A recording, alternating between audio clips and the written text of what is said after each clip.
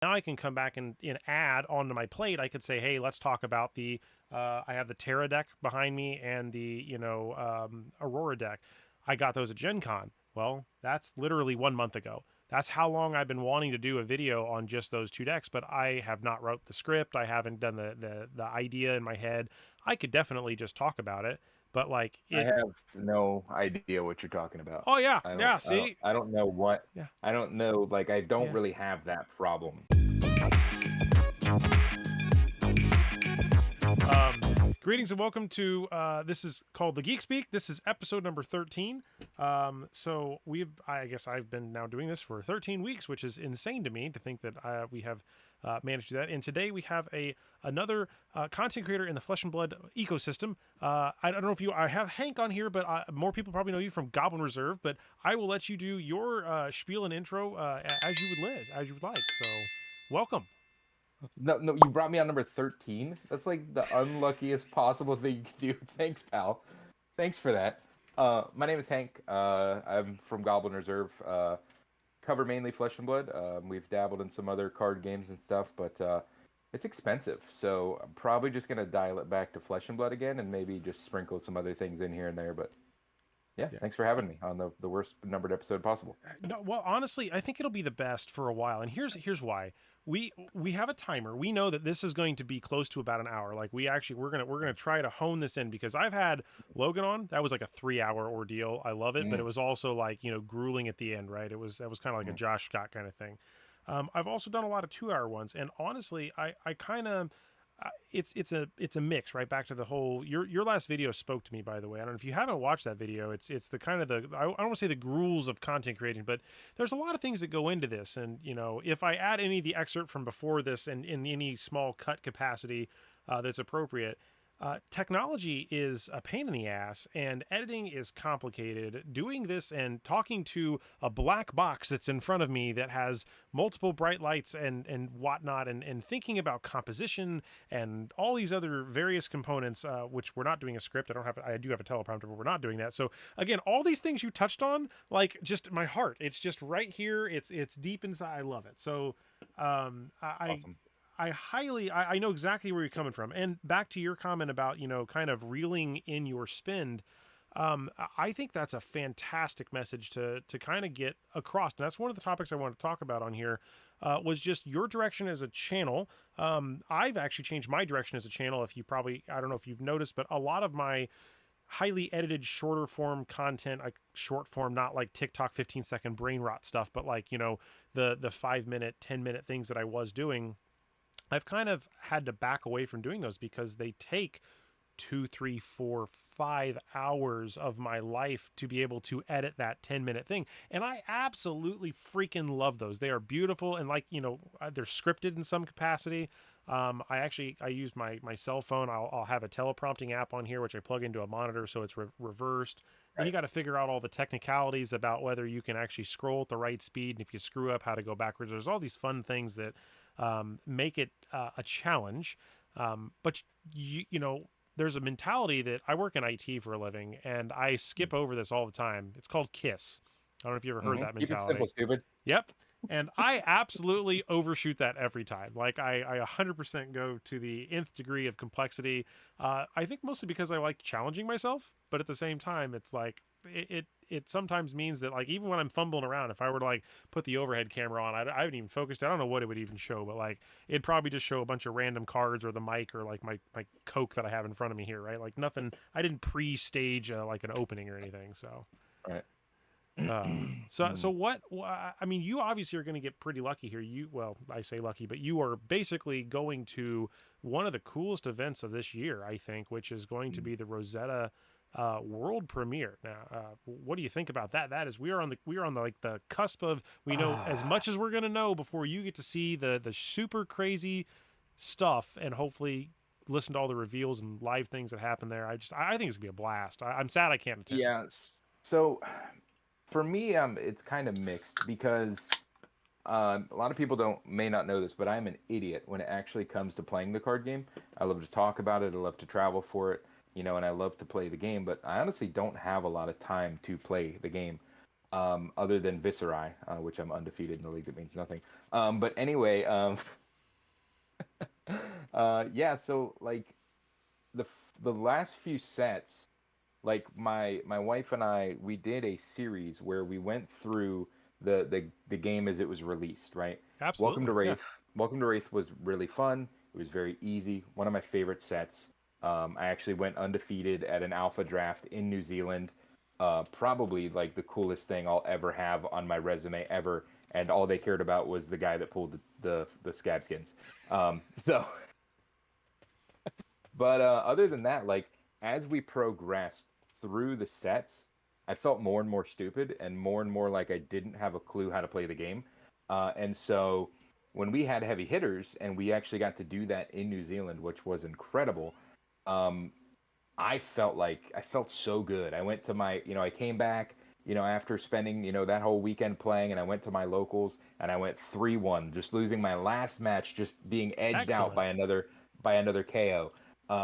But so I felt really good. And then I went to my pre-release for Part the Mistveil, and I've never ever felt more stupid when it came to trying to build a deck. I just didn't understand anything. Like even the deck that was supposed to be the most simple in Zen, like I felt like a moron. I felt like all three of those.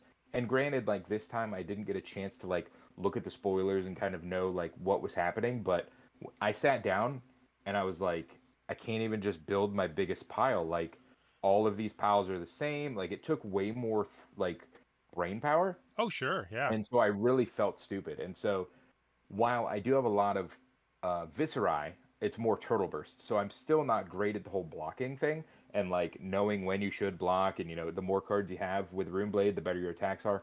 Um, so it's like I think that I'll be a little bit better prepared because I do have some Runeblade knowledge.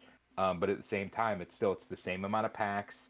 And so I'm feeling a little nervous, honestly, just because I don't feel great now with Part the Mistveil. I did go to what was that? U.S. Nats, Oh, nice. and Yeah. I 4-0'd with Zen in one of the side events, and I tried Enigma on the last day because I was like, I've never tried this hero. Please, I went to the guy that had finished building his deck, and I was like, please help me build a deck, and I'll just play it. And my fourth match, I was 0-3, and my fourth match, I played against the Zen, and I beat him, and I was like, it was like the greatest feeling of all time. So it did come around, but I'm just nervous. I'm nervous honestly because I just don't think I'm great at like game knowledge yet. Well, and so, would you like me to call you Hank or Goblin? Which would you Hank's good. prefer, Hank? Hank's So, good. Yeah. honestly, it's intriguing to hear that because I, as a mechanologist main, feel like I am a humble idiot because I know mechanologist very well, Ooh, but skill fast. when I go out, yeah, when I go outside of that, like I might be able to touch basic ninja, like a little bit of Katsu lines and stuff, and just know that I'm going wide. But you hand me an Arachne deck, you hand me something more complicated. Again, back to the Part the Mistveil, I had a very similar experience. I was trying to build some of these things, and I'm like sitting here with an illusionist, and like I'm just like I can't play more than one card a turn. I don't understand what's happening, and I felt really frustrated when I went to those. And it reminded me a lot of Monarch when I went to that pre-release way Mm. back in the day.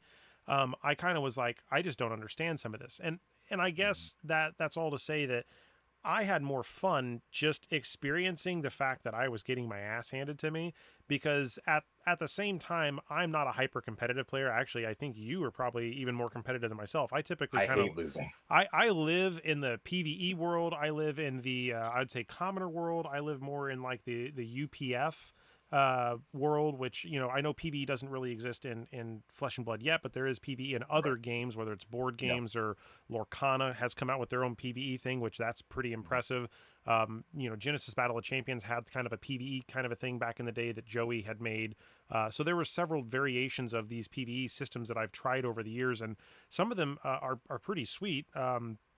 But looking at, like, as an example, the experience, right? Those typically are more, at least in my case, not very sociable because you're only with maybe the same core group of people or you're with that. But like as an example, I believe we got to meet in Baltimore or even in Indy. I don't remember if I think you were maybe at both or I know Baltimore for sure. I don't think I went to India. I think it was Baltimore. Yeah. Okay. But like I got to meet a lot of people at Baltimore in general, where it was more Mhm. exciting to just honestly get to have conversations with people that liked the same thing I Yeah. enjoyed. Yeah. And that's why I think, looking kind of retrospect, looking at what you were referring to with, going to Tampa and playing and saying maybe you weren't as prepared as you'd like to be for this, or possibly, just getting the experience of being around these people again. I would love to do that. And so for that, hopefully you'll get to experience that and come share that with me, because I'll be living vicariously through some of your videos. And I think actually you got a pretty interesting video of what was it, James White with the Rudy deck there. I mean, that has done fantastic on the interwebs like that. 73,000 views. That is It's insane. unbelievable. I was only like 10 feet I away wish from that. that It was I wish that crazy. I wish that that was a real video, because then the views would count, but they don't count because it's just a short and you need 3 million views to get anything, whatever. So it's like, it's really cool to watch those numbers keep climbing and climbing and Oh, climbing. sure. But like, I It's an message iconic John all the piece of time. flesh and blood history. I think Yeah, it really is. Well, and I I don't. message John literally all the time that I see it go up. I'm like, thanks, buddy, thanks, buddy, thanks, buddy, thanks, buddy, because he came up to me actually at that event, and he there is a video attached to that short. I don't know if you saw it, but where I did an interview with him about that thing, and so the way it went down is he came up to me because I met him in at the first Pro Okay. Tour New Jersey, and I met him at the first Pro Tour, and then we like ran into each other at a few different events, and so we had talked a little bit, and he came up to me at Baltimore, and was like, "Hey, I'm gonna do a thing," and I'm like, and he's like, and they're gonna get me to play against James White. I said, "You've got the deck?" And he's like, "Yeah." I was like, "Oh, sick." So it's all because of him that video did what it did. Nice. Because he told me, he said, "Hey, come record. This is going to be really cool." And yeah, so that Well, the it's, inside I track is I never a bad always, deal. yeah, I always just throw him the praise, because without him, like, that never would have happened. But yeah, like, I was sitting there in the hall, like, trying to get it to upload. I'm like, please upload to YouTube. But yeah, I would have expected that video did 73,000 views. Like, that so many people have seen that video. Like, I tell him, most of the growth of the channel during that time was because of him, because that video alone, I'm gonna look it up right now. That video alone led to so many subscriptions that it's insane. And I've done a few different videos, from that time on, but that was just a special moment that probably will never be duplicated. But yeah, that video alone led Light to 83 lightning in a subscribers. bottle, man. That's Yeah, one of those 80 things 83 where, subscribers is what basically John alone did for my channel. wow. So So yeah, I I'm have a eternally grateful funny for a that. funny side story to that, which is not related to Flesh and Blood, but it kind of is. So when I was younger in life, and I didn't know how to drive a manual, I had just got a Jeep, and I was Mm. trying to learn what the difference between a two-wheel low, a four-wheel high, a neutral, and whatever was, right. Like, you just, when you don't know, you don't know. So Mhm. here I am, city boy, in a manual Jeep, and I do this video of my mandals when I'm in a Jeep with no doors, and I record my feet, and I'm like, hi internet, I need to know why my Jeep does these, and I called it bunny hops. Now, Oh God. there's a reason I'm going down this path, by the way. So that video is on my personal YouTube, which is just my first and last name or whatever. And that thing Right. has like 40,000 views, but it was That's uploaded sick. like 5 years ago. And I had no idea because I forgot I uploaded it. That's Well, hilarious. I went to go start looking through that. And one of the craziest things of my life occurred. One, I realized the internet was a very dark place, Mm. because there were a lot of very negative Hateful and comments. hateful comments like, sell the Jeep, you don't deserve it, like, what in the heck are you doing, why would you, why, what kind of city boy would blah blah blah blah blah, all this other stuff, right? Well, oddly enough, I actually started monitoring it recently because I was just kind of genuinely curious. It'd been a long time since I had actually looked at it. Looks like it's at 44,000 views, but it has 78 comments. There was one particular comment that I want to point out, because there was a gentleman that on here that basically, I think, told me to basically go to either hell in a handbasket, or essentially get rid of it. But I guess he must have, like, got older and realized he said something very bad. But he actually came back and he commented and he said, "I hope you forgive me for my comment." And I just could not. Wow. I could not imagine. I'm trying to figure out if I can find it, but that's one of those things where when I saw that, I was just like, "Holy moly! This person, spent the time to come back," and I was just like, I couldn't believe that, one, they did that because the internet's typically not a nice place, Right. and two, it was just like, obviously this person must have had some, inner, looking to understand that they were just being a butthead, and they Right. essentially did that. I also got called That's Kermit the awesome. Frog a lot, which I think is hilarious, and I get compared to Seth Rogen. I don't know how, but apparently I give off Seth Rogen Oh, vibes. interesting. Yeah, it's Interesting. it's hilarious. So That's good. Yeah, I don't know, man. Because I got a few comments and like when you're a smaller channel like I am, like it's it's very interesting with content creation because you'll see this video and like you never know if your video is doing well because when you're smaller, a lot of people don't comment. And so like you'll go and you just don't know. You have a video and no one comments and you're like, okay, did they like it? Did they hate it? Like I don't know. And that video, obviously got a ton of comments because, it has 73,000 views well, and it and was like Rudy's my in first. it, and well, no, Yeah, it actually, is was. Rudy in that one specifically, or No, I was gonna post another one where he shows up, but I don't think he was in that one. okay? But yeah, so I was like my first experience with like negative comments, and they're like, just saying like John was, a douche basically for doing that, and I'm like, you don't understand. So allow me to explain to you the joy that this brought people. You're speaking out of ignorance because you don't understand what this meant to everyone involved. And so it was like a really cool like way for me to be able to finally get some negative comments and figure out how I can process them and be like, hey, how can I respond with compassion rather than being Hank and like, responding quickly. So yeah, it's pretty cool. It's a whole life lesson. I've kind of had to learn a little bit of that as I've progressed forward. I'm very quick on the replies typically, which is not a good thing in the world of the internet being forever and screenshotting and all that, right? Because if you say something and you don't really mean what you've said, or if you've said it wrong, or you've kind of in your head you mean one thing but you say it another way, then it just bites you in the butt. So I've started to have to learn to slow way down and be like, okay, I'm going to process these things, and then I'm going to try to go back. And it's really rough because I just want to be like, hey, here's my response, because I'm at work. I'm a very, quick to respond person because that's just the job I'm in. If phones are down, if things don't work, then it's money on somebody else's dime, and I'm just so used to the I have to fix it now mentality, and Yeah. that translated directly into the content creation world, which may or may not be a great thing. That's why live streaming, man. I haven't done much of those. I started to do a couple with Alex as an example. Ashen Wing TCG, we've done a couple of those, and that's a whole different skill set in and of itself. So like I've seen some folks that are really good at that in our ecosystem. Josh being one where he does it daily, and it's the management of how to like be able to read a chat, respond, but then also ignore it when you need to and stuff. There's a whole talent pool just in that. Um, I love streaming. I used to stream all the time. I think I still have more followers on Twitch than I have do subs on YouTube, but I used to do that all the time. The last thing I streamed was Star Citizen, and yeah, I started doing it again a little bit last year, and I was streaming Flesh and Blood, and I was getting decent views on that. But I love streaming, and so like not to like cast shade at anybody, but it's like there is a huge difference between a YouTuber and a Twitch streamer because YouTubers that try to stream suck at it. Like they're you when you like in my opinion, like what I'm doing does not matter.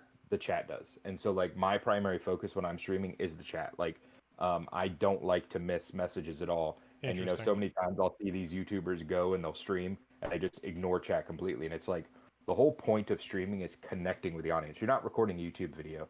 You're streaming. You are trying to engage with these people and create a deeper connection. And so like it really is just a completely different skill set. You could be a master editor, but in my opinion, if you ignore me and I'm talking in your chat, I'm not coming back. Yeah, and I think that's something I've started to learn, right? Is, I took a break with my, I guess, I had another animal. So I had multiple cats, multiple dogs, and one of them passed away at the end of what was it, 2023. So right at December of last year. It's almost been a year. Crazy how time flies. But like that messed with me, and I basically, I don't want to say I chose not to do content, but just I didn't have the wherewithal, energy, mental stamina, whatever. I just gave up on doing things for a period of time, and apparently I pissed off the algorithm gods. And it's one of those things where even now, as I release like this episode, the idea with the Geek Speak, or this podcast that I've kind of jumped back in with, is one, I get to talk with people I care about, and I get to have different perspectives on the community and different individuals in the gaming ecosystem.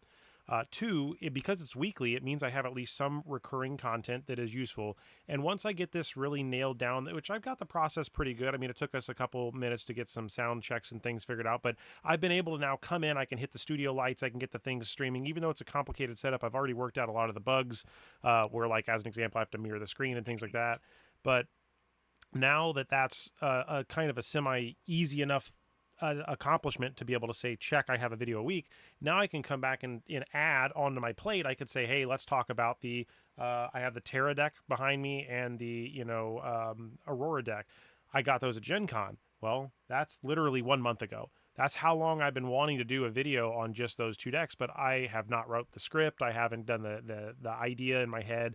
I could definitely just talk about it, but like I have no idea what you're talking about. Oh yeah, I don't, yeah. See, I don't know what. Yeah. I don't know. Like, I don't Yeah. really have that problem. Did at you all. now I've on never- okay, your Azalea, did you open it up yet? Have you opened yours? No, Okay. nothing. I'm So I curious don't if know if it's purple or red. I'm curious if you get one, because when I first got mine, thought I got lucky and was like, oh my gosh, I hit it. And then after like 3 times of reviewing it and me posting online, people were like, no, buddy, you got the shit one, you got the regular. And I'm like, are you kidding me? Like, it looks good, and I don't care either way. But it was just one of those things where if I, who spend a lot of time staring at cardboard, say I really couldn't tell the difference until somebody was like, this is the exact reason why.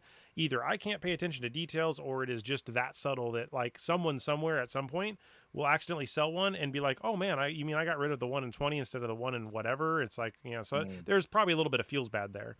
Yeah, I honestly, like, I didn't even know, like, I didn't even put 2 and 2 together originally when they were like, oh, it's alternate and blah blah blah. I'm like, okay, and then I was like, oh yeah, that's the deck. I think it's cool though. Like, I think It's that super cool. concept of a little bit of randomization. So I'm going to pick on Lorcana for a second. Like, if I recall, did you kind of worked with a couple other games, or you kind of reviewed a little bit of other stuff, correct? Or different TCGs? Yep. So as an example, right in front of me, the wife was really happy about this game, Altered TCG. You know, at Gen Con, she was very, very adamant about that. So beside me, right, and one of the things I have to work on coming up is I have all 6 starter decks, which, I typically, again, back to the trying to buy less product kind of a thing, right? I really like buying starter decks, because at that point you have a thing to play with, and I'm not stuck in I need more and more and more kind of a set mentality. But one of the things that I looked at is you have Altered, you have Disney Lorcana, you have Star Wars Unlimited, you have Flesh and Blood, you have One Piece. There's all these different games right now that are or Sorcery is a good example. That's coming up with the new Arthurian Legends, or I'm sorry, Arthurian Legends. I have to, whatever, as Rudy would say.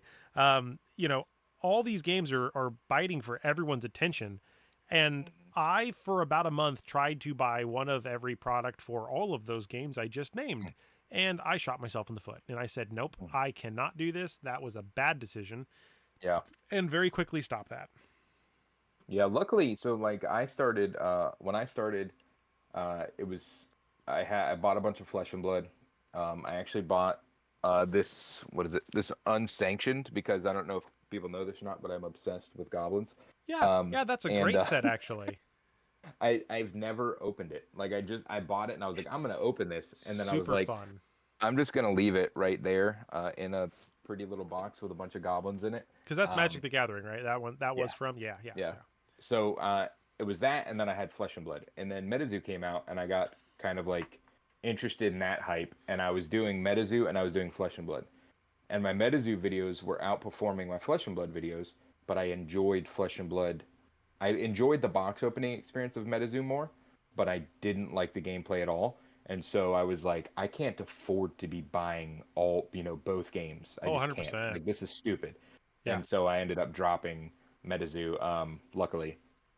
Well, and continued on with Flesh and Blood. That MetaZoo story is insane. And I have a video that I've never publicly released, but because I work for some of these conventions, I guess I can say this now, because I will at some point will release it. But Mike Waddell was doing the convention circuits at one point, and one of the conventions I worked for, PopCon, MetaZoo bought a booth at that event, and we got to have the owner of the event that I was at, PopCon, interview Mike Waddell talking about the game.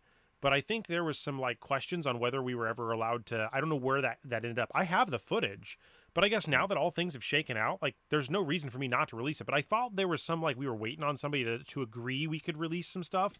But really, at this point, it's screw it. What's going to happen? I don't know. So it's kind of funny, because I saw firsthand, like I have one of the, I think it's called a golden envelope or something. It's like at those conventions they would like stamp the MetaZoo like pre-release card or promo card, and it would say the event name on it or something as like a seal.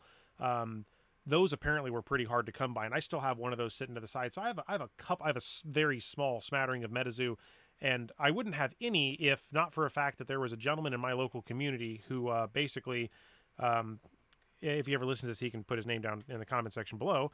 But he decided he was done with cardboard altogether. So he said, "Here you go, Jake. Here's all my MetaZoo. Here's all my Flesh and Blood. Here's all my other random games that I had." And he basically said, "If you ever sell these and make a lot of money, give me something." But really, all of it's now worthless, right? So it's kind of funny because all of that, he really just kind of was so done with it because I think a lot of other reasons, but in general, it shocked me that like he was so deep into some of these alternative or indie games, other ones that kind of existed. I think there was one called Cryptic or Cryptid TCG, which that one I believe was a guy named Tanner. He was really nice. I met him at Gen Con a year or two ago, but I think he stepped away and that game is now gone. So almost all of these games, with the exception of like Grand Archive, I think that one's still doing pretty decent. And I think there was one or two other Kickstarter games that came out right in that era, but those were the only ones that really have kind of you know survived post everything. It's kind of weird to see all those fall out. Yeah. Yep. Yeah, I'm so glad I got. I wish I would have sold everything, like, because I waited too long to sell cards, and Oh, I planned on selling it all, and then it all went to zero basically. So it's like, there's a lot of cards that I guess if I would have looked at the old price of what people had sold them on eBay for, some of these cards that are now 10 cent, 50 cent, whatever, were like $50, $100 cards, and it's like it's insane to me to think that rug was pulled so hard. Um, I don't even want to use the word scam, but just in general, since everybody left, nobody wants it. Theoretically, in air quotes, right? I'm sure there's people that still want it. There's still people that play the yeah, game. I play, Star Wars, Decipher, CCG. That game's been dead for over a decade, probably 2 decades, right? It was 95 through 2002 1, so 2 decades. But there's still very big value in some of the cards in that game.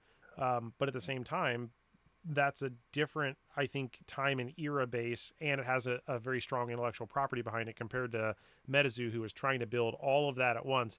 And honestly, the only bad thing I ever had to say about MetaZoo, at least from the outgo, from what I saw, was I hated their cardboard. The stock with just the paper, the yeah. cards were just very, very thin. That's one of the things I like to do is do bin tests on cards, and like theirs was very, very thin paper. Yeah, the reason I got out of it is because everything pointed to me as a cash grab. Like, Mm. they released playing cards, they released, clothing. It was this, that, and the other, and it was like everything felt like they were just trying to make as much money as possible off of the Skateboards. IP. Yeah, so I was like, no, I don't want to do this anymore. Check, I'm out. So the direction of your YouTube channel to kind of shift focus on that. So your last video, kind of where the content creation piece was discussed. What helped drive a decision like that? I have personal reasons why I chose to go the direction I was doing, but just kind of curious from your perspective, what helped kind of shape your decisions in the ecosystem where Flesh and Blood is very active as a community. A lot of the people do seem to interact on both Twitter/X and YouTube for the most part, but you know, finding your niche within it. What's your hope for that? Where do you hope to go? Well, so when I first started, I actually just found out. I was looking this up. I started my YouTube, like, nerd stuff. My first post was August 21st of 2021, and my first Flesh and Blood video was August 28th of 2021. So I've So my basically been wedding day? making Nice. been making videos. I've been making videos, on Flesh and Blood for 3 years now, um, which is insane. But basically, I started because I've always enjoyed cardboard, and I was doing Twitch, lost internet because we moved to where there was no internet, and I wanted to do something else for content, so I started doing YouTube videos, and I was like, I've always loved cardboard. I'm gonna open some cards, and so I bought some Flesh and Blood and whatever, and started opening cards, and then I went to Orlando, which was at the time I had no idea. It had a bunch of different names. It was like calling and battle hardened, and I was like, I don't know what any of this stuff means. And it turns out I was at the first U.S. Nats Nice. because it was right up the road. So I was like, that's super cool.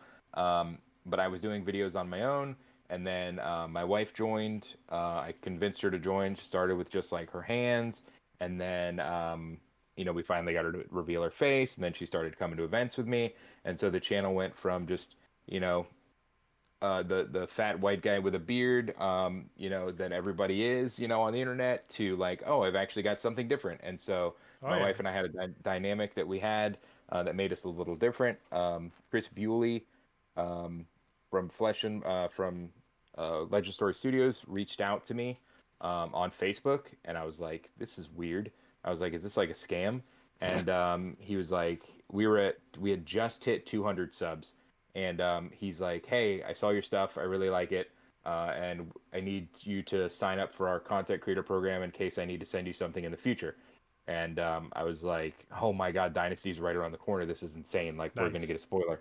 And so yeah, 3 spoilers. We were lucky enough to get back to back to back.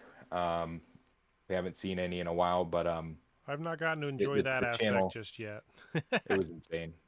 I literally cried. I took a picture of and sent it to Chris. I was literally crying Nice. when I got my first spoiler.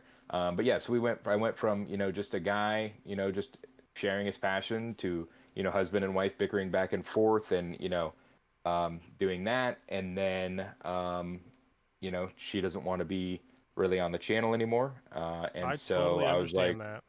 I was like, okay, so I guess it's just going to be me. And, dealing with a lot of mental health stuff. I hadn't recorded many videos. And I was just like, you know what? I really want to get back to, doing videos that I enjoy. And, it took a lot of reflection to realize, um, that I'm not going to spin the camera because I'll mess things up. But like when you've got piles and, that's one pile, here's another I zoomed pile. out and showed you what I'm There's sitting like, around. I yeah, understand that. I have cards upon cards upon cards, and it's just like I need to stop doing this, um, and just get what I need. And so, as much as if I could justify a Patreon where I could provide some type of, something to people that I could pay for the stuff, I would just open boxes. I enjoy opening products so much. Um, but I hate the cards sitting around. I have And so many piles of cards. you kind of Go ahead. bring up an interesting topic there. So I watch more YouTube content than I should consume, but I kind of, I guess, am lucky enough to be privileged to where when I work at home, I have an IT job where, if they need me to do something, I'm on a phone call, but otherwise I can just have whatever playing in the background. So I listen to a lot of YouTube podcasts, a lot of just, flesh and blood content. It plays in the background. I don't necessarily get to watch the screen. So if they're doing cool, fancy editing stuff, I don't get to see all that, but I get to listen to the topics and the conversations.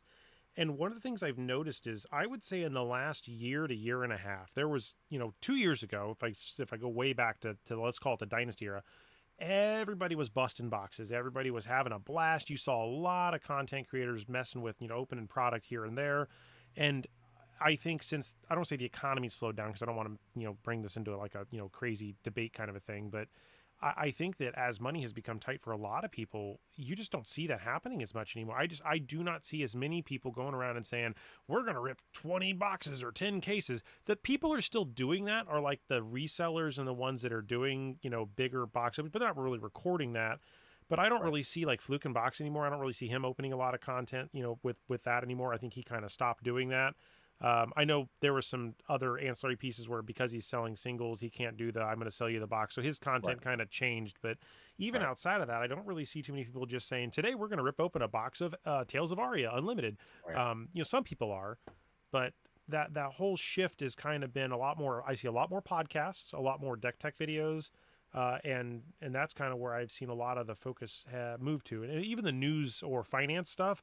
I've seen a lot of the finance stuff kind of trickle down as I don't make it sound like the game is losing money. That's not the case, but there's just not as much popcorn as used to be. It's very steady now. It's very good. It's very rock steady.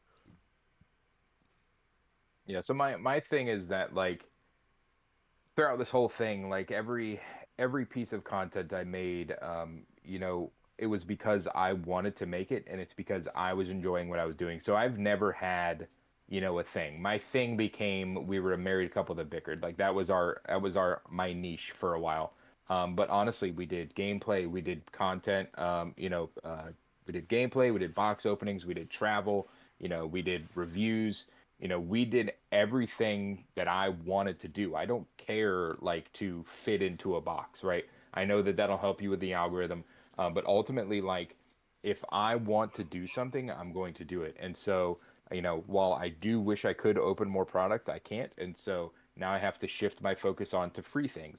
And so that's going to be, I started the series called Fab Fam, Flesh and Blood, Friends and Memories, because ultimately, like, the game is amazing, but the people that I meet along the way are so much more amazing, that I really just, it's a cool way for me to experience the game, share my passion for the game without having to be an expert, on every, game that I play, but just, engaging with people, which are like the best part of Flesh and Blood is the people.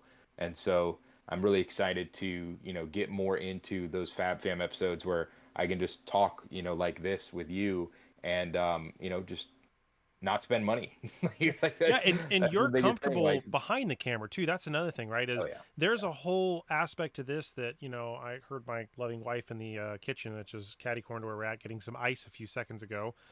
Surprised the dogs didn't start barking. To be honest, that's one of the fun things that around here is sometimes it's like when the dogs go crazy, it's multitudes of chatting, but it was really interesting to, I don't say convince her, but she was kind of very shy in the very beginning as well, and did not want to be on camera, and then she kind of grew into really enjoying that. But a lot of those videos, when we filmed it, it was all her opening Pokemon because she really enjoyed that.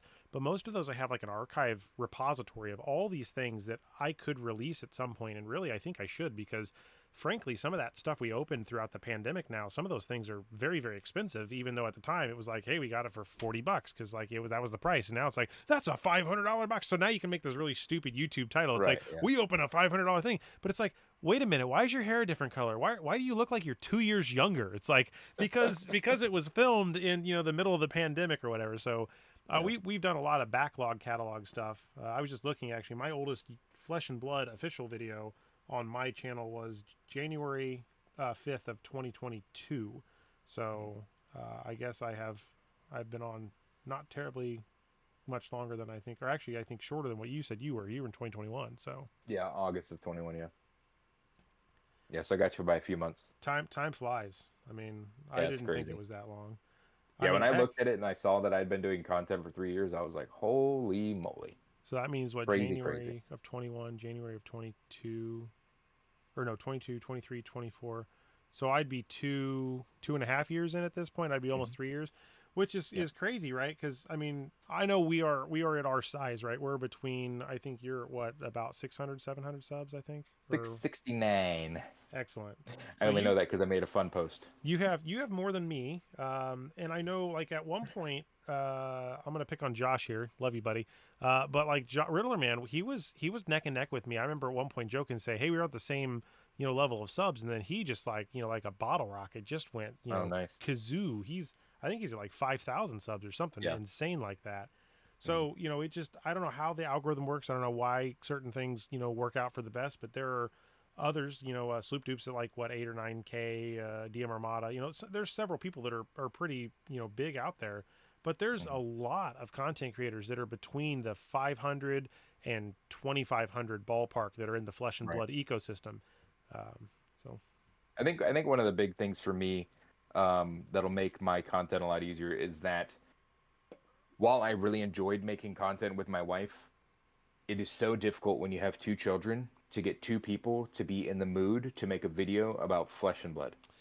yeah, I am always in the mood to talk to people and to touch cardboard. So like it will be very easy for me to record videos now because I can just sit down in front of a camera with no expectation of someone else having to be there, and I can just record a video.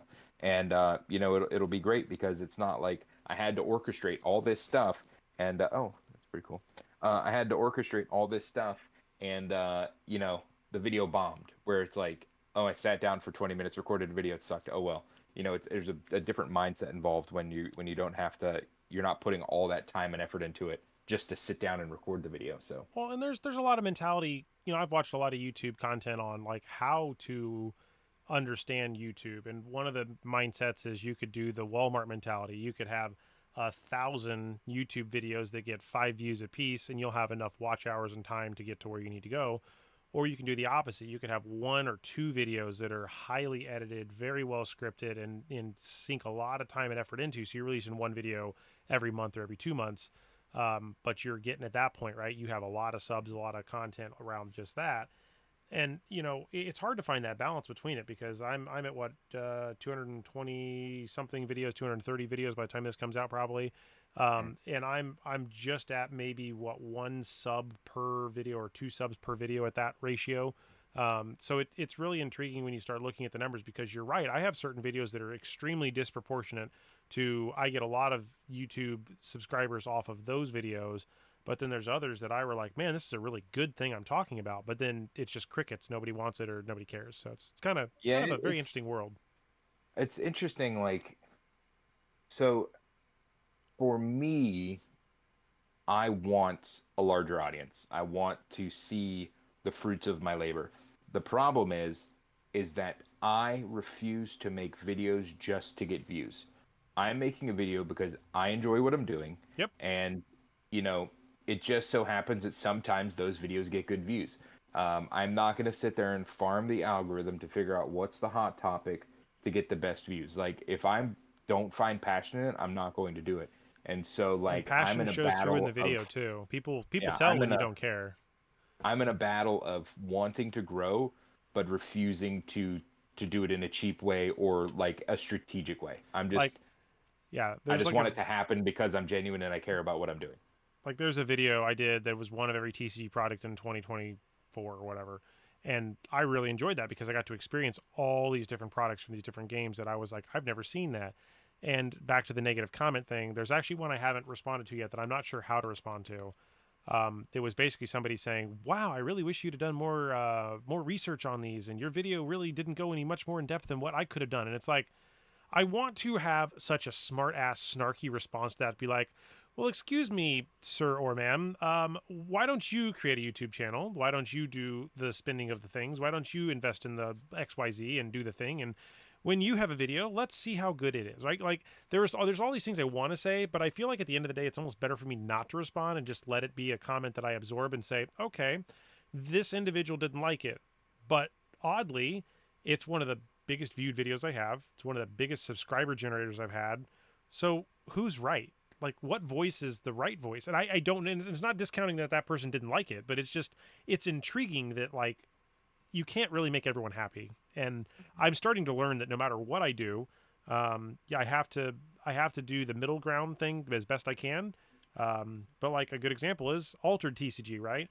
I'm a Flesh and Blood primary YouTube channel, but I also dabble in all these other games. Since the wife really likes Altered TCG, odds are I'm going to have some videos coming out that are going to focus a little bit more on that. I did 1 or 2 videos on Star Wars Unlimited. For all intents and purposes, the starter decks have done very good, but I haven't really done anything with other product because I'm not that deep into Star Wars Unlimited. But Yeah, I I'm opened one box, I think. Like, I opened one box and the starter decks, and I did videos on both. And I was going to do sealed play, and we just never got around to it. Yeah, and I mean, and that's the thing. My list of videos, probably like your ideal list, is just as long as a CVS receipt. Like it's just it forever long. And there's all these video ideas anybody could really try to throw out there, but it's always about, is it worth it to put it out there, or is it worth it to buy, right? I really want to do some of those style of videos, but when you're competing with somebody like the professor, who is literally, that is the stick that they go with, or shtick, I don't know what the right word is. um I think it's extra Sticky, yeah, stick. it's so hard to compete with that, but at the same time, if I enjoy it, I feel like I should still do it. I'll have my own twist and own take on it, but I just have to curb my expectations to know that it's not going to be to that level of success. So So that's I find it interesting that, like, it's not that I enjoy doing review videos less, but review videos are always going to do better because they are evergreen. that There's is true. always going to be someone that's looking for that thing. And like, I don't remember what video it was, but I've done a video on shipping shields. I've done a video on bulk boxes. I've done a I saw video the book box on, one, yeah. yeah, there's another video on the plastic containers by BCW. Quiver Time. All those videos are in the thousands. Nice. Right now, I'm between like 50 and 100 on a video if I'm lucky, because I'm, just starting to upload videos again. So, those videos are the ones that are going to do the best overall because people are going to keep searching them. Whereas, like, the stuff that I care about when I'm opening a box of Flesh and Blood is like, people have moved on. They don't care Or about the that. most And that's recent why it's banned and restricted announcement where Art of War has been talked about, right? Everyone and yeah, their brother, sister, mother, uncle, cousin is all looking for that right now. But in 6 months, I don't think anybody's going to care. no, Like no. it's relevant for the moment because it is a Mhm. major shift for people that exist in this sand. But if you're a Yep. new player and come in tomorrow, you don't even care because you probably Nope. don't own them. You're not going to buy them. They don't affect you Mhm. because it's not in the game unless you're going for Living Legend or UPF maybe. Which I don't know why everybody's so like. I'm sorry. I'm not going to name this person, but somebody keeps telling me that UPF is a dead product, and I do not agree with that sentiment. So Um, that anybody that has never sat down at a major event, pulled out Yorick, and shuffled 4 decks together has no effing idea how much fun UPF is. I've made a It is York the cube just for that, single by the way. greatest game I have ever been a part of. It was me, DM Armada, Red Zone Rogue, Ian from Right Time Gaming, and the woman that cosplayed Prism. And we were all sitting down Six playing players, that's a lot. Yorick. It was insanely fun. Oh Yeah, my gosh, it was fun. and The best time I've ever had playing Flesh and Blood, and it was because it's just the Flesh and Blood can be funnest, so serious yeah, that the like when you funnest take a deck turns. and you just shuffle it all together, you're just like, okay, let's see what happens. You know what's crazy about that too? I'm assuming everybody had different color sleeves, so you could at least kind of have an idea that hey, I know that you have two wizard cards, one Yeah, let's say like rune blade card, and one Kel mechanologist purposely card. Kel purposely put a lot of no blocks in his deck, so he knew, that if he saw that his Ah, sleeves, he knew that your deck didn't block very well. But he was just throwing in all the fun. So, like the bot, like you get to the end of the game and it was like drones, hearts, and eyes. Like yep. it was just One of the things I want to do to redo, I should say, is I have a Yorick cube that I started. And the reason I want to have that is most people just don't want to shuffle their decks together unless you know each other fairly well, right? People are like, I don't want to right. give, my heart and all that. So I'm like, okay, forget it. I will make an entire deck. And if I have to, I'll even do, it's called Fab Eco proxies. I'll make the higher end proxies where it's just all Fab Eco proxies as a good thing, but I'll put all the commons, rares, and majestics in there. It's not a problem. But like, yeah, Right. if you want a library in there, you want a heart and, an eye and whatever, sure. Right. I'll put a proxy of those, or if I have a spare, sure, I'll put a spare in there. But most of mine are. I had one. I went through a grading phase at very first, time. 2 years ago when I was trying to learn some stuff, and I guess I didn't realize that by grading those cards, you can't legally play with the cards. So I kind of screwed myself because I had a heart. I had multiple hearts, and they were all graded, and now they're graded, so I can't really play with them. So I need to get another heart. So it's kind of first world problems, I guess, right? It's Right. it's Yeah. one of those things. But Yeah. I've graded exactly 2 cards, and again, you were talking about like videos that should do better than they did. I'd graded 2 cards at was it the first Worlds? mhm. Uh, and the first 2 cards I ever graded, and really the only ones I've truly graded, were a E-Strike, Alpha E-Strike Oh that I wow. got from Peter from MinMax Games at the first Worlds, and I opened the pack, pulled out an E-Strike. I was like, holy crap! Had that graded quad 9/5. Oh wow. And then I had an Icelander Marvel that I was at Charlotte US Nats, and I was like, "Yo, Hemmel, can you take a look at this? Tell me what you think." He's like, "Oh, I'm sorry, there's a print line." I was like, "No way."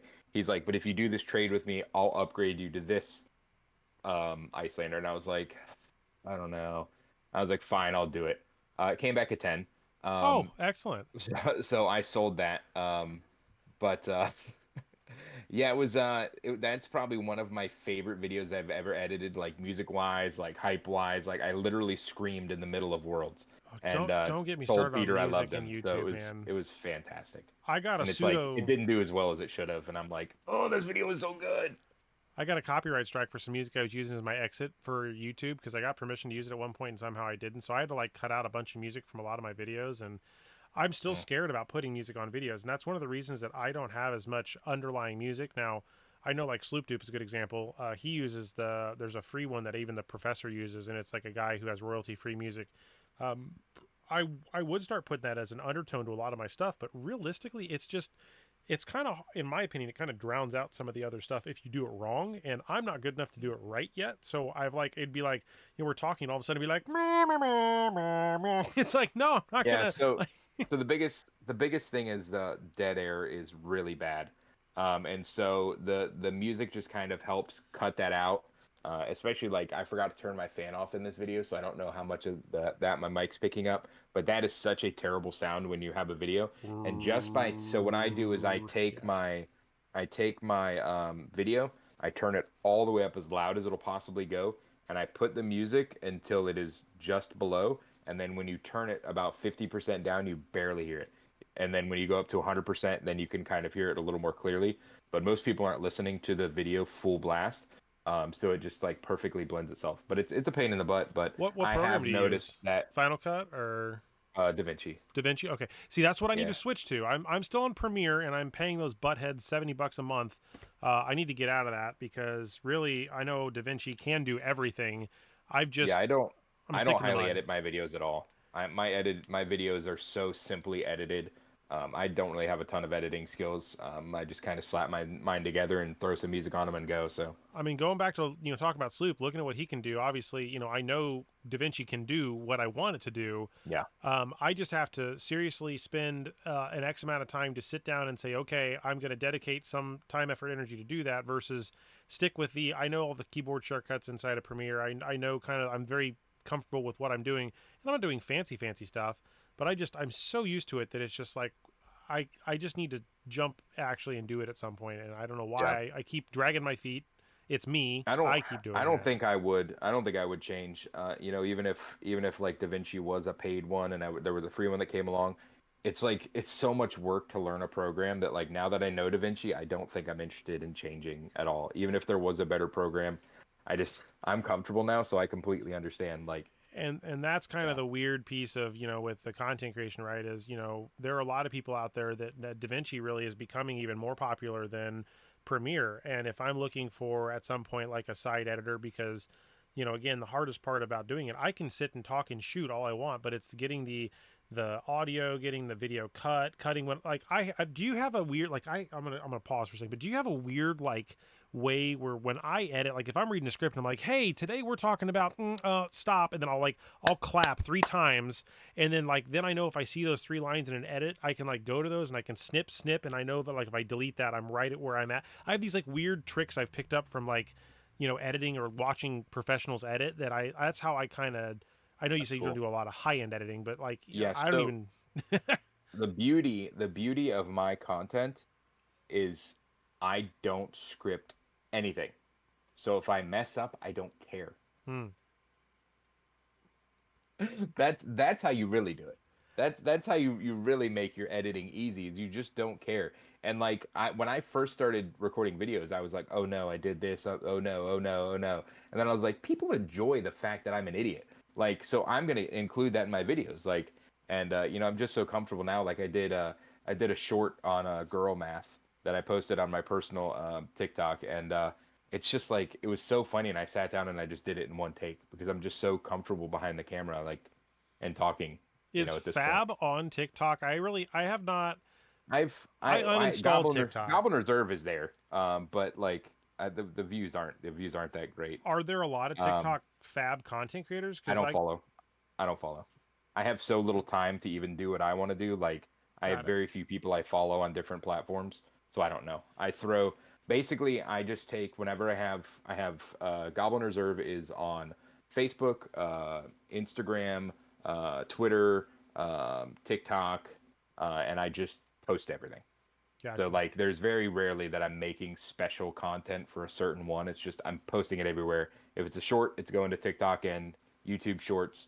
And then if it's a post, I'm posting it on multiple different platforms. Because I don't really care about making, designed content for that specific platform. It's just, hey, if you like this, app, then you can find us here and this we're posting the same crap on all of them. So Well, and it looks like just a few minutes ago, I guess TCG or Breezy, DM, and somebody else Give and take. were. Yeah, I think they were just doing their content. It's kind of interesting. I didn't even realize that, but my phone vibrated a second ago, and I was like, I "Oh, they're." love how I love how you said somebody else, and the somebody else is DM Armada. Well, no, it is. I know DM Armada and Breezy. I don't know who the third one is. I thought It's you said TCG Talk.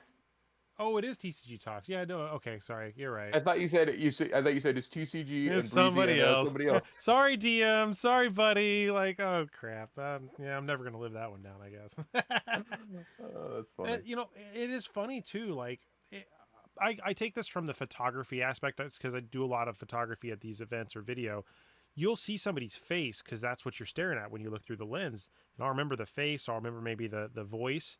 But I'll screw me. I won't remember the name. Like I'm so bad with names. Like unless I interact with them on a very regular basis, I for some reason I'm not a name person. So I am the worst kind of individual that like you don't ever want to put me in a sales role because I'd be like, oh yeah, dude, oh man, okay, Bob, no, oh crap, Lumber, oh shit, okay, I would not be the sales guy that you want to have. Like I would just be like.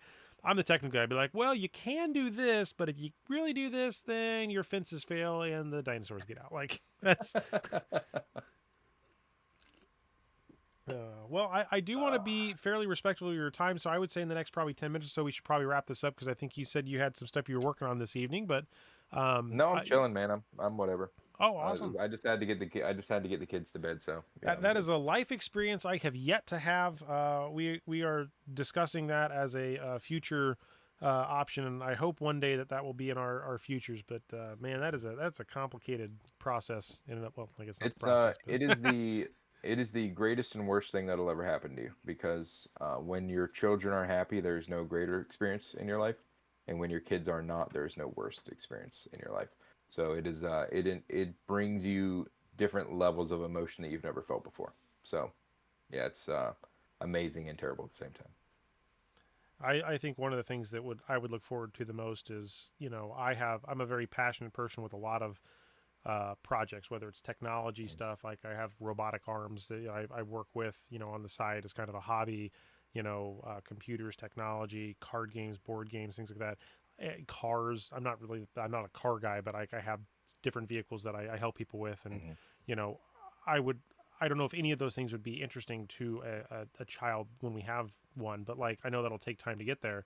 But I feel like it'd be awesome to share some of those hobbies or kind of tidbits of knowledge or oh well yeah I learned or the school of hard knocks don't do this or do that like I feel like that'd be one of the most exciting things is to pass that knowledge down. Like I feel like that'd be Yeah, a children love anything you love. Um, oh so like the other day I was playing a match and I was so excited. It was a really close match. I was super excited. I went out and I was giggling with my kid, and they're like, "How'd it go, Daddy?" And I'm like, "I can't tell you. Gotta wait for the video to come out."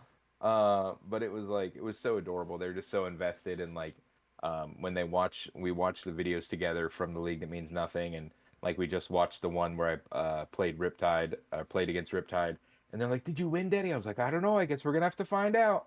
But yeah, they basically anything that you're into, they want to be a part of. They want to be close to you, and so anything that you're passionate about, they'll find passion in when they're younger. I don't know how they're going to be when they get older, but I know right now they're passionate about what I'm passionate about, so it's really cool. what's funny is the league that means nothing is definitely on YouTube like going in so as yeah he's the one that hosts that yeah. I was curious how many episodes of that were out. I have not. That's one of the ones I have not been keeping up with. I don't watch near as many gameplay videos as I probably should. As Yeah, somebody, I've just started watching a lot more, and it's honestly the only reason I'm watching so many of these is because I'm involved. And so like I let them play and watch them. sure. But normally when I'm taking in content, I'm watching everything at two times speed. Oh yeah, Unless they're I'm a fast talker, I put them at like 1.5. Like if it's like something that I don't care about, like yeah, I think it's important. Like for me, it's frustrating with content creation because whenever I watch a video, even if I'm disinterested, I watch it from start to finish. I make sure I comment and I make sure I like. And like people, I feel like people just don't realize how important those three little things are for someone, not only for their mental health, because when you put a bunch of time and effort into a video and you get no comments, it's like so deflating because even if everybody liked it, if not one person told you they did, it feels like a failure. And so like I make it a point that any video that I watch it from start to finish, whether I'm paying attention or not, and I comment and I like So because, I know how important that stuff is. Star Wars Unlimited starter is actually amazing. That's what I released a video 5 months ago. It has just over 3,000 views. So for me, that's a really good Nice. video. That's a good video, yeah. But I did one month ago on the second printing of that, which is for the second set. And I said the second Star Wars Unlimited starter, how it stacks up. That only has 80 views. So it's Hmm. crazy to think that like they can swing so wildly. And again, Yeah, like it's with frustrating. this episode that we're doing, this Geek Speak stuff, um, I'm only averaging between, it looks like, maybe 20 to 50 or 60 views per episode, which to me is, that's awesome, right? If I visualize that I have between 20 and 40 people that we're just sitting in a room bullshitting and talking, that's a lot of people. But like Yeah, at that's this, I was just about to say that because that's one of the biggest things when it came to streaming is that you had to realize is that they said, I don't remember who said it, but they said, imagine you're sitting on your couch playing, a video game. And there are five people that care enough to watch you play that video game. That's five people. You that's know a what I mean? So that's five people that have given their time. And so, I know that my floor basically is 50. Like most of my videos are going to get at least 50 views. And I can look at that and go, man, I wish I had 1,000 views per video. Or I could go, there are 50 people that care enough about what I'm doing that they took their time to watch this video. oh 100%. All about mindset. And I don't always act that way. I look at a video and go, man, I can't believe I only got that many views. But at the end of the day, you have to realize like there are people that care. And how many times have you done something and there hasn't been two people that gave a crap about it, let alone 50 people? You know what I mean? So Oh, 100%. And it going back on the content creation train, right? There are specialities within it, right? Like Mansant, just randomly throwing out his name. He's a specialty in Levia or Levia, depending on how you pronounce it. Um, but like he also now does the streaming at these events. So how does he balance his time? Does he focus? I think recently he actually said he's going to have to pull back on his social media presence to focus on some other things. So even individuals that I would think that the community would, if you were to interview 100 random flesh and blood people at, let's say, Florida, and say, name 5 content creators, right? They're going to name 5 people, but they all are probably within a variety of areas, right? They may really enjoy the finance side, so they're going to name people like Stackswell. They're going to name people like Sneep as an example. They do a lot of the finance pieces. But then you might say, hey, I really like podcasts. So then you're going to be like, oh, okay. The Chadcast, which I know he doesn't do it anymore, is like one example or what. So it depends on the areas you're focused on, right? Because if you like certain things, they're going to be gravitated toward those, or really because YouTube likes to serve the algorithm, right? If you really are subscribed to a couple of people, you may only see that echo chamber ecosystem, what, I don't know how you want to word it, but just like that bubble of influence. So yeah. Yeah, YouTube's weird, man. I hate it. YouTube is You can weird. you can That's game it. You can game it. You can figure the system out. But if you just want to enjoy what you're doing and not have to make it a project, I think it's just better to put out the content you like and you want to put out, and hopefully it gets picked up. But I think it's once it becomes too much of a job, with the big scripts and the edit, making the video because it's a hot topic, like I may get to that point one day, but right now I just want to enjoy what I'm doing, and if the video doesn't do well, oh well, I had fun making the video. Yeah, and that's kind of where I'm at. I've been just talking about things I care about, which is why when I look around, while I have a lot more flesh and blood stuff because that's where I'm focused on primarily, I have a lot of starters for all these different games because the starter level is where you start in every game, and I don't have to ever take it any further if I don't want to, but I can at least enjoy the Lorcana starters and play those into each other. I can play the One Piece starters into each other. I can play the Grand Archive starters into each other. And those products, especially now that Fab is kind of really opened up, and I know we're not getting an elite trainer box. I guess I think the long boxes are going to be the new elite trainer boxes for Flesh and Blood. And that's fine, right? They don't have to reinvent the wheel. Um, but those boxes are great because now you get the starters, You get a storage container. They do take a shit ton more storage to take up space, so like storing them is kind of a pain in the butt. But like you still get the core decks, the blitz decks, which for me as a UPF person, as a blitz player, as a commoner player, those are nice. But some people like the CC decks, like what you have, right? I'm looking majorly forward to the Dash IO deck.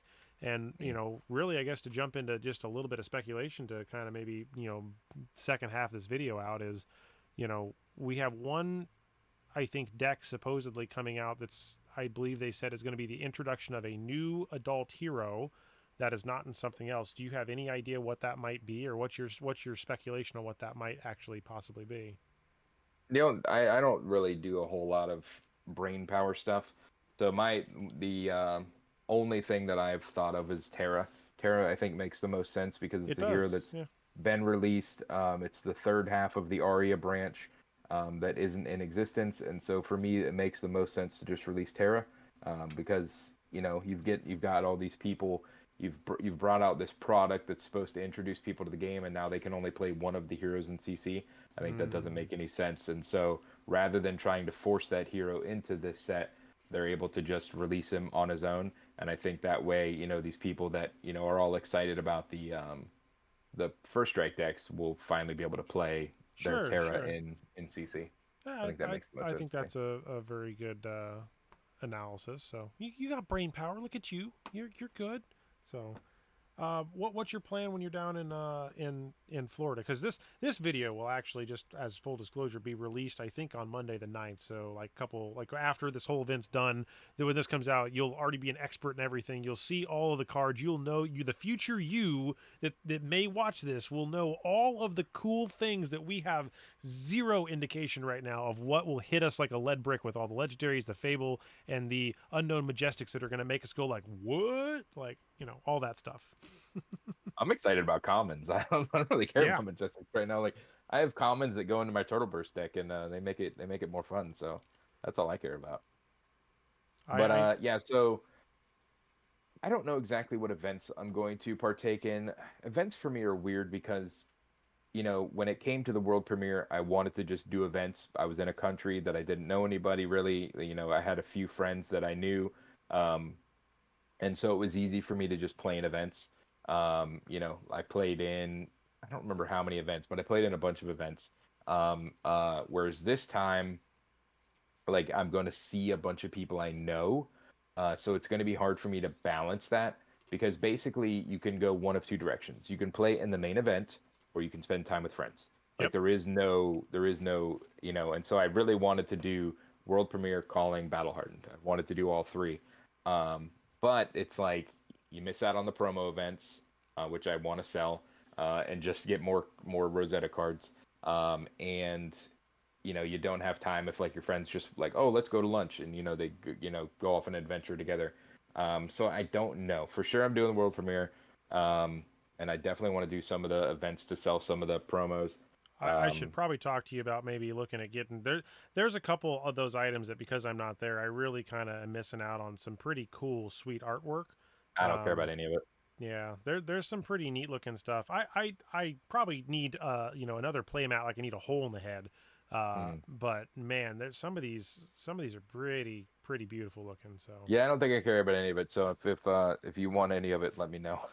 I'll have to see what crazy people are paying for the stuff. I think that's the piece that blows my mind is that some of this is, I mean, there has to be value. I get it. That's what people like, but it, I noticed that some of these just go way way up right at the beginning, and then if you just wait like 6 months, then you can typically Yeah. find them pretty cheap. No, I'm just trying to get my money back. I get to play and keep cards because it's all sealed. Like that's all I care about. I don't really care about the making any money off of it. If I can recoup money that I've spent, and still get to keep the cards, like that's all I care about. So what exactly? I guess I haven't looked in a while. So I was trying to find this. There is the battle hardens. Where did they show what the is it on SCG Con? It's probably on SCG Con. Because I know that I think it's the world premiere. You get Tampa. the cat Yeah. one, or is that what the world premiere is?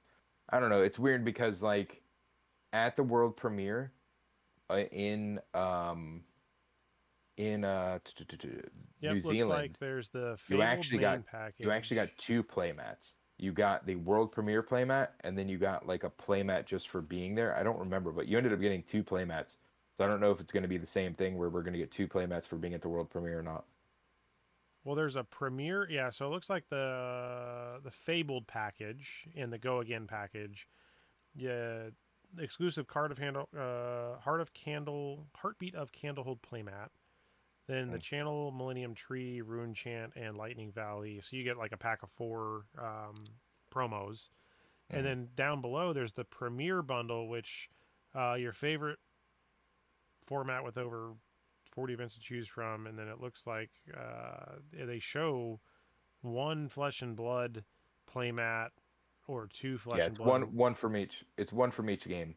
Oh, so you So just get. because Oh, I yeah, whatever see. game you're playing in, yeah, Interesting. yeah. Okay. There's a bunch of different packages, but And then there's the world premiere Rosetta, which is the cat with yes. the that is the one that I think my wife would really enjoy. But that's the one I'm afraid is going to be pretty darn expensive. No, I'll sell it to you for whatever it costs me. I don't care. I was trying to figure out what's going on. My cat has decided to use the litter box. Thanks, buddy. I appreciate that you're actually using it for what it's for. Oh, hi, buddy. Oh, and you come up here to visit me right after. Thanks. It really, I, I my cats, man, I love them to death. But holy moly, yeah, they're pretty interesting. Yeah, this event. You're right. There's a lot of people that are going to it. Even some of the special guests. It looks like there's some pretty good looking. I mean, Mark Tedden. I know he's a magic artist. I don't know if he actually has any fab cards. I don't remember off the top of my head. I'm excited for Matus because the first card we spoiled, and I always ruin the name of it, was Reincarnate. Can't you? I always say, I think I always say Reanimate, and I'm pretty sure it's Reincarnate. Pretty Re, sure it's Reincarnate. But he did the art for my first ever spoiler ever. yeah. So So if I that's click a on that, very you can special click on card to me. artists in. Yeah. So oh man, he has a lot of art. He has Aether a lot of art, Quickening, yeah. amulet, all the amulets. Yeah, he has a Couple bunch. new. Oh, he has the most beautiful one. See, that would be okay. So cloud cover. Okay. So this would be a thing. I There was one Magic the Gathering. Did you play a lot of Magic the Gathering back in the day? No, just EDH. Okay, there was a particular card that was out there, and it was like a plains, but the image on it had this like rolling thunder scape, and it was from Oh, cool. Odyssey. It was one of the most beautiful photos I'd ever seen. I just fell in love with it. This cloud cover, that's the lightning instant that they revealed. It's the rare that says the next time you would be dealt damage, this turn prevent two of that damage. That that rays coming through and kind of seeing the mountain range and stuff, that is the kind of stuff that like if there's a cold foil of that card, if there's a rainbow foil, like I'm going to collect that specific card. I really enjoy that particular card. Holy, and he also did invoke Viscera or invoke Viscerakai. Yeah. Oh, the now banned books apparently. uh, oh, he also did the That's Song funny. of Yesteryear. That's another good one. That's that interesting promo with the I guess it's the Bard one. That's another thing in your local area. Do you know if have they done a lot of the I guess play kits? I don't know what they're called, but the ones that have the Bard promos and stuff in them, the I social don't know. play. Okay. Unfortunately I don't make it out enough to events. I was lucky enough to make it out to a Pro Quest and an RTN, two Pro Quests and an RTN, or one Pro Quest and two RTNs. I don't know. Yeah, I was able to do that recently, but and then I do pre-releases. But aside from that, I don't have a ton of time to go out to my locals, unfortunately. Oh wow, the Battle Harden has 3 additional promos. There's a lot of promos coming out at this A event. lot, Like a holy lot. moly. And then there's promo events as well. Germinate, is that the promo event? I don't know. I just know it's a promo event. And you can get there's like one a day basically. Oh wow. Okay. Interesting. Huh. Oh, I, here you go. It is the. I think if oh, they're the schedule generic was here. cards. Schedule was here and then it disappeared. Uh-oh. I don't know what happened to it. Lorcana will It's be trying right. it's trying to load, but it's not loading. Yeah, I don't know. Oh, there it is. It is. Let's see. Filter by. Uh, Flesh and Blood. Professional tournament Let's see. PTI. The promo event. It's not the Battle Hardened, is it? Oh, okay, I don't know. No, there's I don't remember what the It says promo was, but Rosetta Sealed Plus promo event. All players receive an extended art rainbow Findel's fighting spirit there for you go. Yeah, participating. That that, is beautiful that's looking. that's Yeah. what all the steel do. Yeah. So I'm probably gonna try and do all of those. They're like there's like one every day at like 6 p.m. I think it is, and then on Sunday it's 2 p.m. Are they all That's red like or the are they different colors? I have no idea. I didn't look that far into it. I Oh, just knew that someone would probably buy them, and I could play those events basically for free. yeah. Now, do you get to drive in or fly in out of curiosity? I'm driving. Oh, cool. I'm in Florida, Well, then so it's you only 2.5 hours. yeah, for me, I think it would be. I looked. It's like a 12 or 16-hour drive from Indianapolis, give or take. Yeah. Yeah, but you get to go to Gen Con all the time, so shut up. Yeah, Gen Con. Hey, next time you come up here, if you can make it to Gen Con, we'll. I mean, I think I'm trying to get a group of people together. Like, I kind of heard at one point there was going to be a bunch of content creators that were going to go, and I think that something ended up happening. Not all of them were able to make it, but I only seen. I think I saw TCG Ted like for like maybe 30 seconds. I think I like saw him. I waved. I was like, "Hi," and he like was just walking. So I missed him. Um, other than that, I didn't You see see anybody Rachel? else. What? You see Rachel? Oh yes, actually, I got Crossfit? to chat with her at the Fab booth. I think she was playing some stuff. I got a photo of her cosplay. Um, I know Logan was there. I got to meet with him prior. We got to go to a bar. I did not get to see Charmer. For the life of me, I tried looking for him. Couldn't. Just must be a ghost. So, uh, yeah. Obviously, in Florida, I think what Rudy will have a PCG Yeah, I vendor think booth so. down there. I need to see if they'll fix my card because I did get one more card graded when I was in. I talked about only having two cards graded. But this was a very special card that I had done by an artist named Ashley Helam. Is And this the so map? this The map one you did? Yeah. so this is actually the funny story is that this was supposed to be Oasis Respite. Um, because I found that Oasis Respite had a very similar look to Cathedral Cove, which is what this is. And then you could see, oh, maybe get my fingers off the screen. Maybe it'll focus on it. Maybe not. You can see those two little goblins. Oh And yeah. it says play the game, see the world. And then I left a big spot for James White to sign. And then the card type is Goblin Instant Debt. And so the problem is they put Goblins Visit Aotearoa, and Mm. there's not supposed to be an apostrophe. That doesn't make any sense at all. Why they did that? There's no apostrophe. There shouldn't be. I So would imagine that I might don't be know if one they of would fix that or those. not. Yeah, I would almost before bringing it with you, I would almost ask just so you don't risk the travel with it. But I'm driving. I don't care. got it. Worst comes to worst, I'll just pay to have it fixed. But you would think if they messed it up, they would fix it. But I mean, Sure. technically, it was New Zealand, not America. So I don't know how they'll handle that. Oh yeah, you're right because it's a different entity Two within. branches, yeah. Yeah. Well, I'm sure But that that would probably be it would be a good time to get my viscera graded. So they have some standards. So, what's funny? I might actually ask you to find me a crack bobble from the new from Rosetta, just so I oh, is can. that yeah? Yeah. Yeah, I've been meaning to reach out to you because I've got a stack of You got a baubles stack here. of bubbles. Yes. Excellent. Yeah, I'll pay for shipping for those. I was just I just bought some bulk from Josh, and I was like, man, I'm not finding many baubles in here. Like, what gives? And then about 3 hours later on his Discord, he was like, hey, I think I found the baubles, and he like has this giant stack on his desk, and I was like, Oh, that's I fantastic. I responded with the Star Trek con yelling. I was like, no. So I'm gonna see if I can get those in his next box because I got a couple folks at this point that what I've kind of worked out is I've worked out some deals where I'm kind of getting their bulk from their mass box openings. They're keeping all the higher tier stuff, and then I'm working to build play sets and sort through that. I use some technology. I got a couple of card sorting robots that I'm leveraging to help sort. Yeah, I know. Cheater. I'm the crazy tech Cheater. guy. The crazy tech guy. So Ugh. um, Makes me want to throw up with all these cards I have sitting around. man, it's an insanity. Like when you think about how much cardboard weighs, like in general, people don't necessarily understand the weight constraints on a floor of a house. So I had to move a lot of this out of the actual house because I was realizing that it was actually beyond the load capacity of the flooring for a raised floor.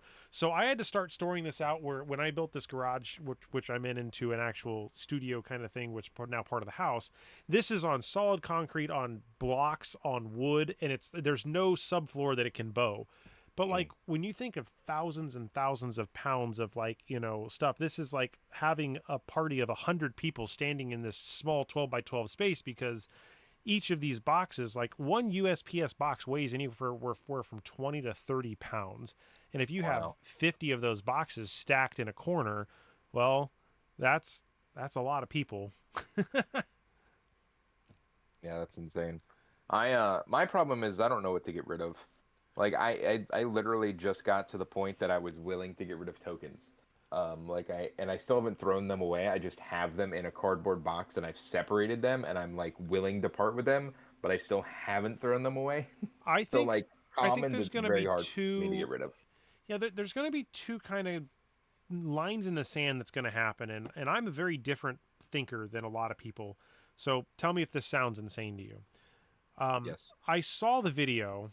I already know I am, but like I saw the video or the photo of MinMax dumping the history pack into the dumpster, That hurt my feelings.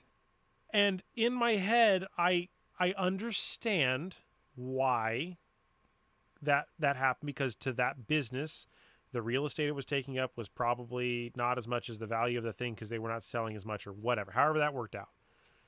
But at a certain point, we are seeing incremental reprints. We've seen in every set now. We've seen a couple of cards come back, even in this set, right? Meet and Greet, that was an Arcane Rising card, has come back. So the older printings of cards exist in the wild, but most players are either going to have a 3-pack because it's what they need in a deck, or they might have 5 for a CC and a Blitz. But most players may not even have 3 of a card. So even if I, as a person who's trying to build a repository of cards for the later half of the next 5 years, if I have 10 or 15 copies of one, let's call it, I'm just staring at read the Glide Path Blue. If I have 15 copies of that card, that is technically only 3 times, or 15 divided by 3 would be 5 play sets for 5 players worth of people at 15 cards apiece. So like to maintain the ability to maybe at a later point sell one set to one player, new player, every 2 years, you got to have like 30 to 60 to 100 copies of these cards in theory. But you also have to be able to find the person to sell that to. There's a bunch of math there that is not worth going into, I don't think, because I don't even think I'm doing it right. But when I started thinking about there's like over 3,000 unique cards, that is correct. And if you have 3,000 and you have 20 of each of those 3,000, you're at 600,000 cards for the game, just the game Flesh and Blood. That's not Magic. That's not Yu-Gi-Oh. That's not Pokemon. That's not Lorcana. That's not Sorcery or Grand Archive or Altered, right? That's a lot of storage. And I'm realizing I'm getting to the point where I'm tapped out. Like I think after Rosetta, I'm going to have to start reducing. I had some deals with some people, and I'm going to have to start kind of reducing my actual amount I am taking in because the wife is getting to a point where she's like, this is getting insane. Yeah, I have a problem letting I don't buy anything, but I have a problem of letting things go. And so like my thing is like I'd I'd hate to like give it away and then it's worth money. Like, and that's like such a problem like that I just need to get rid of is just like I just need to let it go. I just need to get rid of it. I've actually I'm going down to my original goal was to get 2 play sets of every card, and now I'm dropping it down to 1 play set of every card. And then that way it's just That's a more really manageable. ambitious, goal. Are you talking for even Majestics and Legendaries Uh, or Okay. yeah. Yeah. I've only barely I have it to the side. I'm not even going to bother trying to get it. I've only barely started to get to the point where I am this close. I mean this binder's right in front of me. I guess, I could try this. It'll be a shit show real quick. Let's go into this here. Um that's camera 5. I'm on camera 6. Whoop. Aha, I did it. Yeah, I'm going to move this out of the way. And then I'm gonna autofocus camera 5 with the magic of autofocus, or not. Here's my hand. One more time. Oh, really? Come on, buddy. Yeah, technology. It said it hates me. There we go. Look at that. All right. So in this binder, this is all my baubles, right? This is all the ones I've had people signed. I think you're even in here. Oh yeah, I'm in there. I'm sure I'm you in there are. somewhere. So all those. But where I was going with this, I started looking at like trying to get play sets of cards, and I started looking at the Fableds. Like I actually went Hey, through look at my rune tint. when they yeah please Oh yeah, you got all 4 of them. Nice. I was gonna say, do I have? Is this the full play set? Yeah, that's the full playset. Yep. Excellent. I made these cute little, or the wife made these cute little UPF. I was giving these away when we were playing UPF cool. games. That's fun. But the part that was confusing is I was starting to look at like owning the Fableds, right? And I am nowhere near close to getting all of the Fables that I need. So it's like, that is when you start talking about play sets. If you want one play set, that's one set of Fables. Then if you want 2 play sets, now you got to have 2 of every Fable, and it begins to become complicated. And then so what I'm doing is I'm going to do 1 play set of every class card, 2 play sets of generics. So like, does this count as part of a play set, or are these like beyond like the scope of a Those play are set? so those are the big ones are legendary, so they're only 1 card, and then those would just be 3. But I don't think I'm gonna collect. I haven't decided if I want to collect the marbles or not. What I'm doing is any card that is playable, I am only doing a non-foil, and then any card that is equipment, weapon, or hero, then I'm trying to collect higher rarity. But anything that goes in the deck, I'm trying to do commons. I was very proud to just say I spend $100 and do this, because I was thinking about buying boxes, and I was like, because these were so cheap at one point. I think they probably still are. They're still super cheap, yeah.